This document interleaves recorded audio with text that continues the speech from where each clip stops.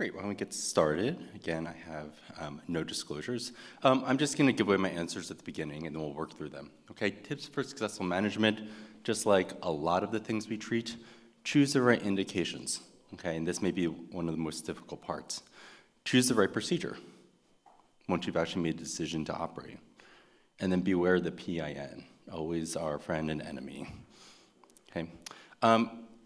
Isolated radial head fractures, so these are without any other associated fractures or any other findings of instability like ligament injuries, right? These are truly isolated fractures, usually from a fall, usually from getting their bike tire caught on the muni tracks.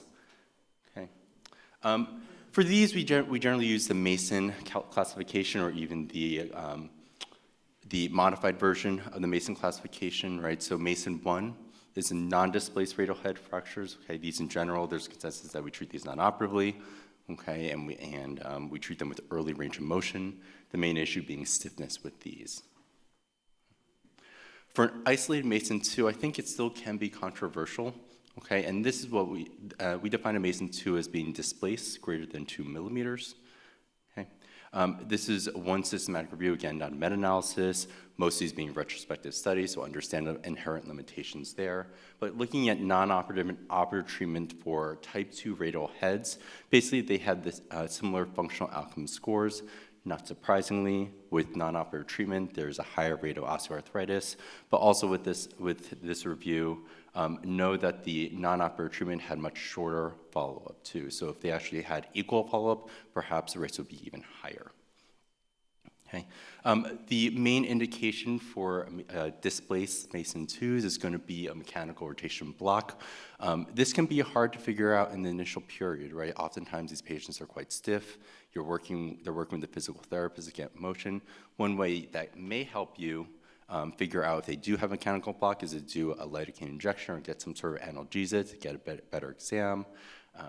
You can just use lidocaine or whatever local anesthetic of your choosing. Okay. Then we go to the Mason 3s. These are the ones that are much more comminuted, right, in multiple fragments involving just the head or at the head-neck junction. These in general are operative, and we'll talk about them in a little more detail about what that means in terms of treatment options. Okay.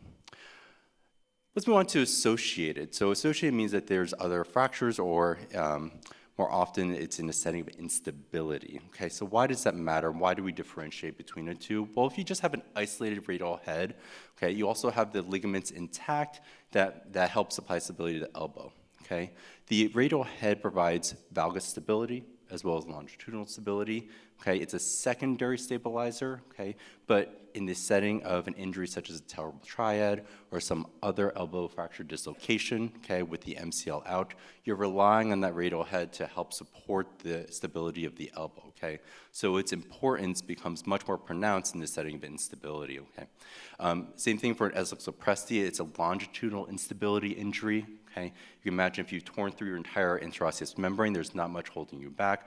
We know that radial head excisions do poorly in these injuries because the radius just continues to shorten. So both for valgus stability and longitudinal stability, the integrity of the radial head does become important. Okay. This is one example of a terrible triad that I treated. Okay. Posterior dislocation, partial articular radial head fracture, coronoid fracture. Okay. In fact, this is part of the modified classification where they included not just radial heads, but radial heads in the setting of a dislocation. Okay. For these are generally operative. Right. This is an example of an Essex opresti. Again, this was not mine.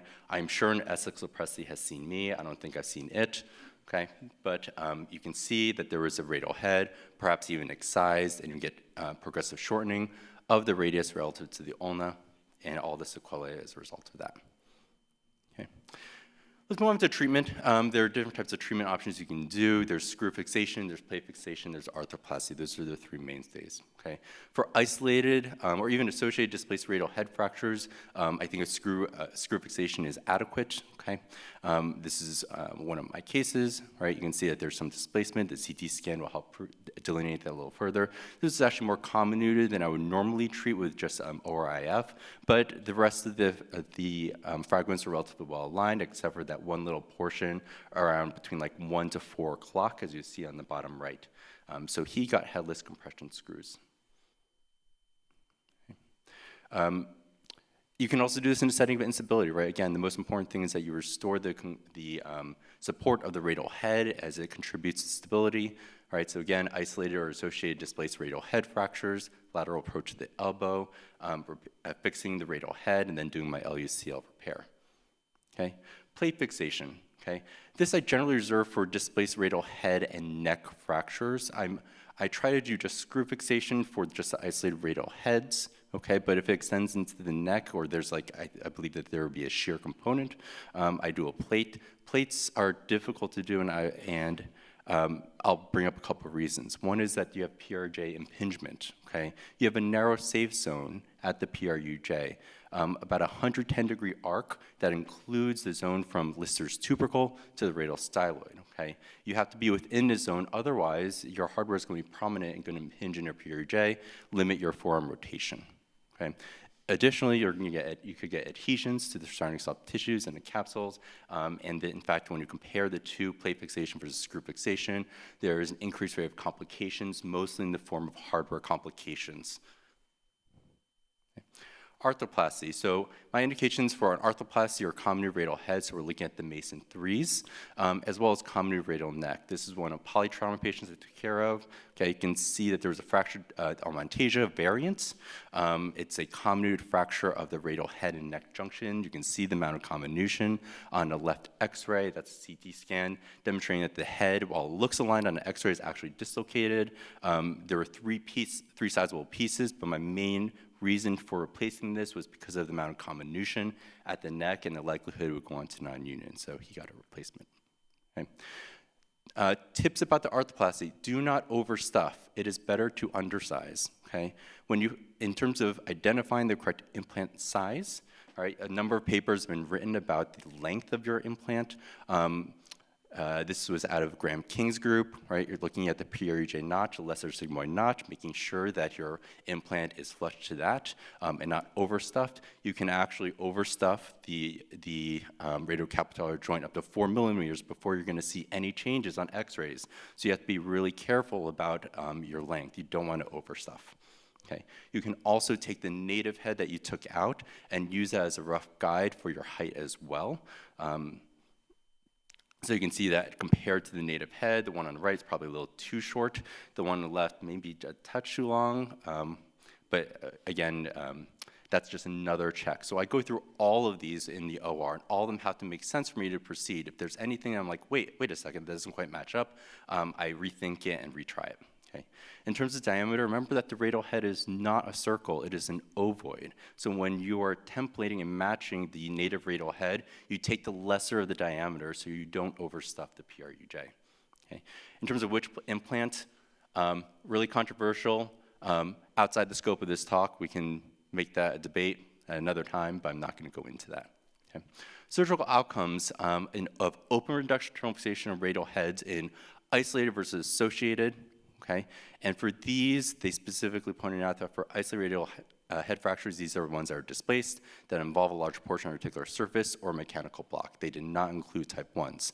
And for associated injuries, these were either fractures that needed surgery or also had a ligamentous injury, and they included both ORIF and arthroplasty. Outcomes, comparable functional outcomes between both isolated and associated. So just because something has an associated ligamentous injury doesn't mean you can't fix it, okay? But it should be addressed probably more aggressively than you would for an isolated one, okay? The last note, beware the PIN, okay? Whenever you're working around the proximal radius, beware of the PIN. As Dr. Rosenwasser once said, you're not a true hand surgeon unless you're always paranoid about the nerves. Okay. Understand that the PIN will change location and relative to where you're working based on the forearm rotation. So when we're doing the lateral approach, right, we put in pronation to move it away from where we're working, right? As opposed to if we're doing a distal biceps, we're putting in supination to, again, move the PIN further out of our field so we don't injure it. Okay. Again, to summarize, choose the right indications, right? That goes for everything that we do. Non-op for Mason 1s and for some 2s, operative for the 2+, especially with mechanical block and associated instability. Choose the right procedure, understand when to do an ORIF versus an arthroplasty. And lastly, beware the nerves. Thank you.